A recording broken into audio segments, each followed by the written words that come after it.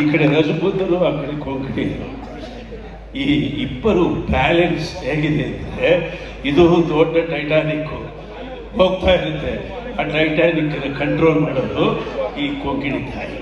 ಇವರಿಬ್ಬರಿಗೂ ಒಂದು ದೊಡ್ಡ ಚಪ್ಪಾಳೆ ತಟ್ಟರೆ ಯಾವುದು ಬಾಕಿ ಕೊಡಿ. ಹಂಸಲೇಖ ಸರ್, ಈ ಹಿಂದೆ ನಾವೆಂದು ಈ ರೀತಿಯ ಸಂದರ್ಭಕ್ಕೆ ಸಾಕ್ಷಿಯಾಗಿರ್ಲಿಲ್ಲ. ನಿರ್ದೇಶಕ ಒಬ್ಬ ರಾಜನಿದ್ದಂತೆ ಅಂತ ನೀವು ಈ ರೀತಿ ಪೇಟ ತೊಡಿಸೋ ಮುಖೇನ ಪ್ರೂವ್ ಮಾಡಿದೀರಾ. ಹೃತ್ಪೂರ್ವಕ ಧನ್ಯವಾದಗಳು ಈ ಪರಿಕಲ್ಪನೆಗೆ. ಈಗ ನಿಮಗೆ ಮೈಕ್ ಬಿಟ್ಕೊಡ್ತೀವಿ. ಈಗ ಅವರಿಗೆ ನೀವು ನಿರ್ದೇಶಕರನ್ನ ಪಟ್ಟ ಕೊಡ್ಬಿಡಿ. ಅದಾದ್ಮೇಲೆ ನಾವು 5ನೇ ಸುಖ ಇದೆ, ಅದನ್ನು ನಾವು ಹೇಳ್ತೀವಿ. Over to you. Thank you sir.